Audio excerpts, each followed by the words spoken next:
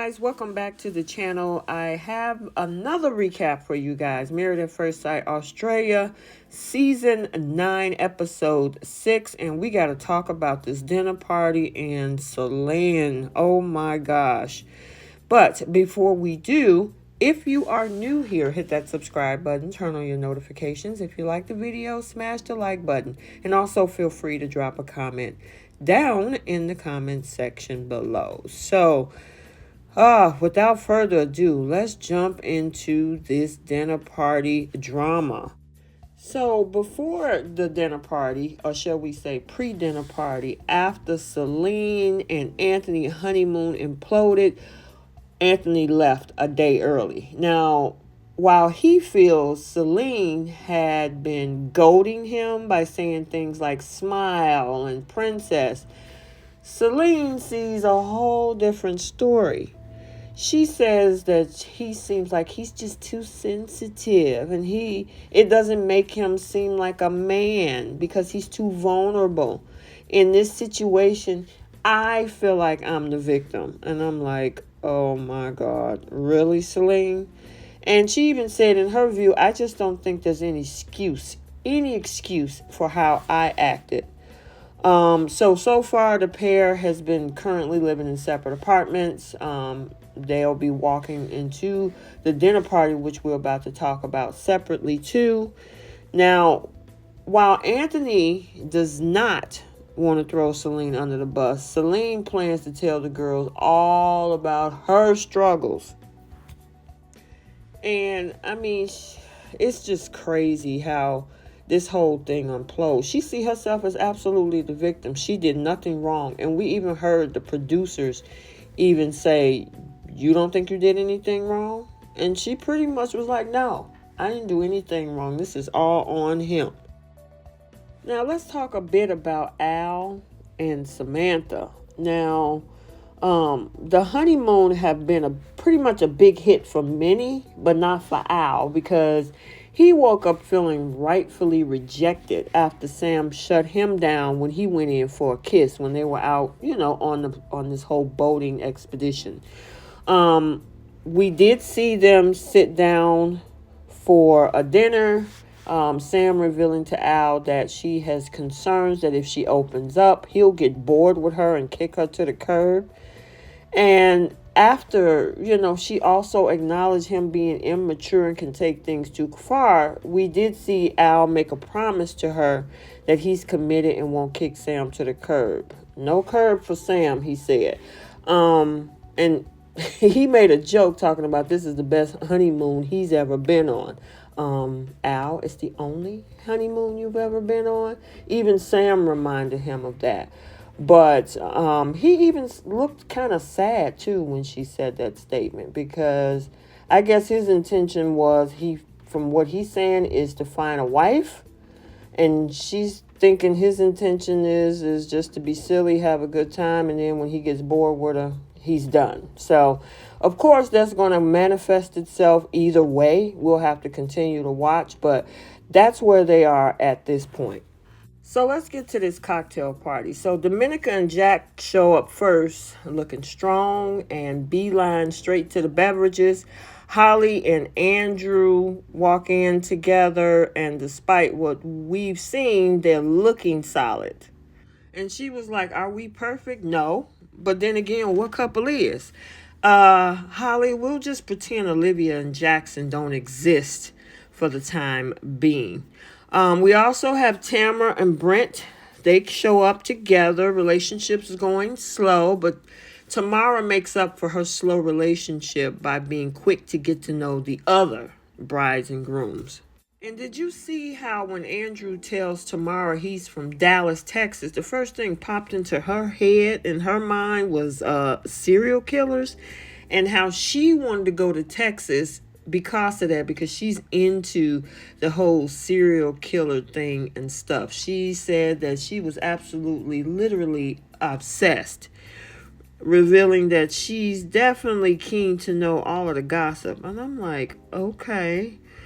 That opens the door, however, for Tamara to question Holly and Andrew's relationship with that whole honesty box. boy, did they have a disaster to talk about. So Holly broke it down about what Andrew had to say about her being not really there when they were intimate with each other. And hey, he didn't sugarcoat it with her when he talked about it, and he definitely didn't sugarcoat it when he was at the cocktail party. He was like, hey, I just wanted to put it out there. You guys want me to be honest. I don't want to leave anything in the gray area, so I won't have to say that there's more that I wanted to say. So, however, somebody wasn't happy about that, and that was Dominica. She was like, if a man said that to me, I'd say go in the bathroom and finish yourself off, because you ain't coming near me again. And I mean, let me know what you guys think. Do you want somebody to be honest? Was he being too honest with her? Could he made it a little softer? Let me know what you guys think. But Tamara was like, Andrew just doesn't want to admit that he effed up. But, Holly pushes through, and especially tells Andrew to be delicate when being honest. And like I said, he don't want to sugarcoat anything. But despite the difficulties, Holly is feeling more settled and positive after hearing that the other couples had struggles too. So I guess she said, at least my misery, a little bit of misery, had company. And speaking of company, guess who is next to arrive? Celine. Alone. And boy, we did not expect what would happen next. Everybody was excited to see her, the other ladies, but they noticed that she was single by herself. And we even had Dominica saying that, she needs a drink, especially after some of the stuff that she's about to unveil on these girls. So the girls did gather around Celine, and she put it all out there. You talking about somebody that's working the room when it comes to these ladies. She claimed in parentheses that she's not going to throw Anthony under the bus. But then she, gets to hop on a tractor and kind of metaphorically throw him under there, I guess, instead. She tell these girls about her clash that she had with Anthony, and Anthony storming out of their honeymoon a day early. She went on to tell them about, and I mean, it was like airing dirty laundry to these ladies. And even as more of the couples, was still coming in, she was talking all this trash about this guy and how I can't believe he left me there. And he said what he wanted to say, but didn't give me a chance to tell him what I wanted to say and how I feel. And I'm like, boy, if these ladies only knew. And eventually, if they're watching this episode in real time and everything that has happened, they're going to be looking real crazy when they realize that this girl manipulated their thoughts against him. I mean, she was going in on this man. I mean, because she said nothing, absolutely nothing about her behavior. Where she started out at the wedding like, oh my God, we see sparks. And then the next day, she didn't want any fruit from him. I'm not a baby. Excuse me, that's a romantic gesture. Another romantic gesture she did not tell him, the girls, is that, oh, he made me bath water and put candles in it and everything. And oh yeah, by the way, I did slam the door in his face when he asked me, is there anything else that I want? Then she speak horribly about, venting about their kayaking and the pottery disaster. And, he put clay in my face. Okay, did you tell them that you put clay in his face too first? Plain, he puts it back and then you got offended. But you can tell that she was definitely feeling real good about herself in the moment, because when she realized that, as the experts say, she dropped the grenade and let everybody else do the groundwork for her by poisoning the room. Yeah, this girl right here, and I had a couple of comments that I entertained in the other posting of the episode. Yeah, she manipulated everybody in that room before this man could walk in the door. And speaking of walking in the door, Anthony walks in alone. Celine didn't even say anything to him. Didn't even acknowledge him. Now, I would say he didn't say too much to her either. However, with everything that's going on in the room, I mean, it was like you can cut the tension with a knife. And she's trying to make sure that she manages everybody's thoughts around this whole situation. Because I don't know. I'm wondering, do she feel that she did bad, but she don't want to take accountability for it? So instead of taking accountability for it, knowing that the women are more than likely going to believe her over a man, she took it upon herself to use that as a way to skate away from this. She does not want to take accountability for this at all. She was the one emasculating him. She was the one that was rude and dismissive and closed the door. He was vulnerable with you. And then to make it even worse, Dominica is sitting at this table trying to give him the third degree and blindside this man. You know, at least she could have been like, you know what, it's two sides to the story. And I think one of the other girls, maybe Ella or Tamara, asked for his side of the story. But Dominica just went in. She just automatically believed her because she was the first person I connected to when we met. So I'm going to automatically believe her. Those are the wrong people you need to deal with, Miss Dominica. Because she's manipulating your friendship to get what she wants, to stick it to this dude. And you can tell by his face, he's blindsided. And she's just eating it up. So Al is noticing that there is a lot of tension in the room. So he decides to lighten up the mood by doing something called a shoey. So he pours beer. He takes his shoe off, pours beer into like a boot. And I mean, she was not happy about that at all. Samantha was not feeling it, like, oh my God, no, he didn't. He is not about to embarrass me doing a shoey. All I can say is I hope this man's shoe was clean on the inside. It was a brand new shoe or something where he felt that comfortable to drink out of his darn shoe. I mean, man, that was crazy. But I don't think there was enough shoey that can be done to still get rid of the tension that was going on between these two. I mean, Celine and Anthony are still acting like strangers at the table because now we're at the dinner time. Dominica and Jack is trying to talk about their relationship, and she said, looking back at the whole thing, do you wish you didn't leave? Dominica asked Anthony that. And he was like, dang, does everybody know? I mean, realizing that Celine had just put all of their honeymoon drama to the group before he arrived. I mean, of course it threw this man off guard. He wasn't expecting to walk into all of that. But, while Anthony is being pressed for details by the group, one thing I got to give it to him, he remains adamant that he only needs to talk to Celine about it and no one else.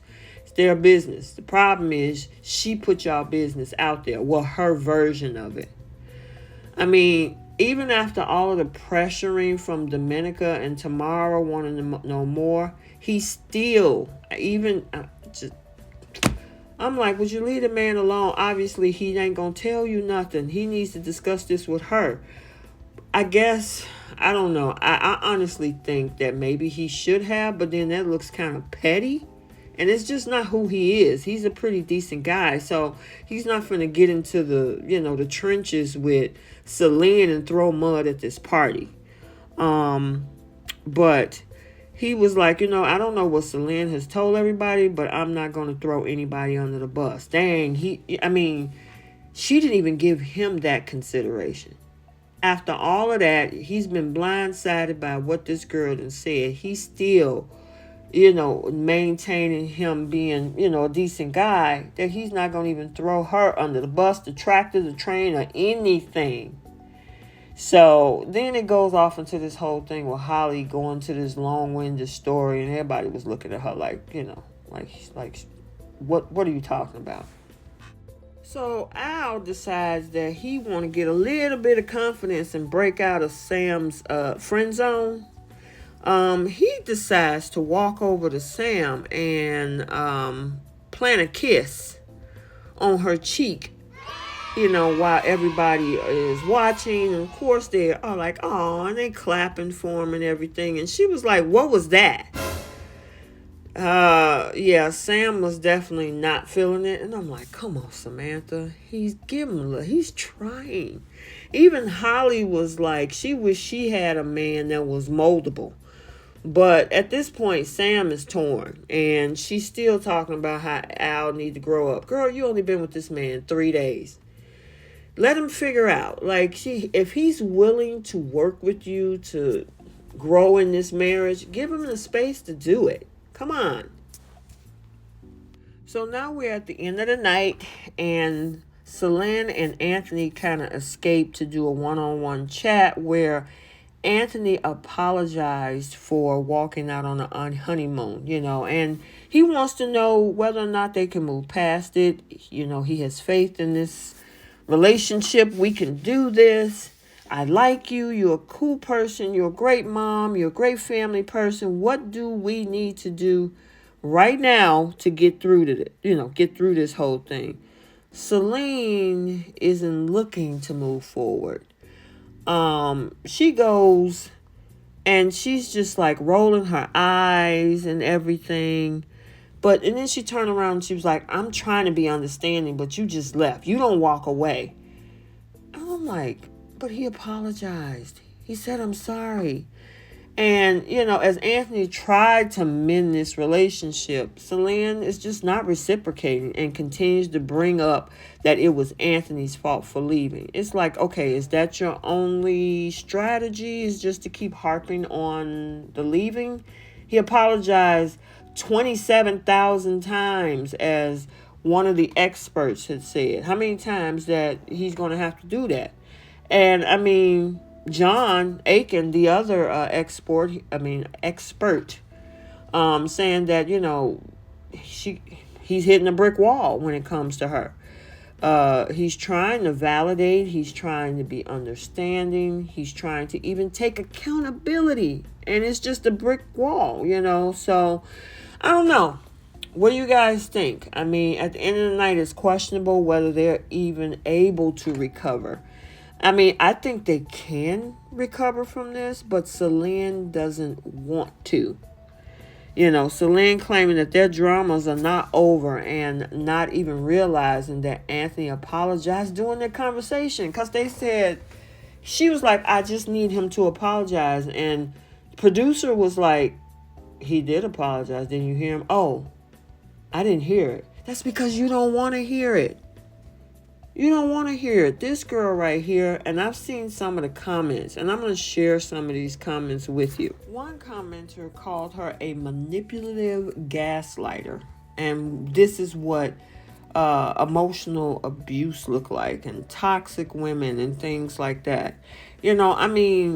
Just the smirks and smiles and things that she was doing when she was talking to the women, when he was so calm, Anthony talking to her, apologizing, and then she just did not want to relent. Yeah, that's what that looks like, And I even seen some comments that saying, oh, you're making the women look bad and things like this. This happens all the time. And one thing about this channel over here, I call it straight down the middle. So I'm not one of those channels that is one-sided. Oh, we're going to jump on this bandwagon versus the other. Nope, this is her behavior. This is what it is. So, oh my God, let me know what you guys think. She needs to go, because if they continue down this path, unless she make a major change and see the error in her ways, that behavior toward Anthony is going to continue, and it's not healthy at all whatsoever. So let me know your thoughts. I know you guys got a lot to say. You guys had said a lot on the actual episode that was posted earlier. So I know you're going to have some more things to say about this whole thing with the Shuey situation with Al and this whole, manipulative behavior of Selin. So I hope you enjoyed this recap. Like, comment, and subscribe, and we will definitely see you in the next video. Bye.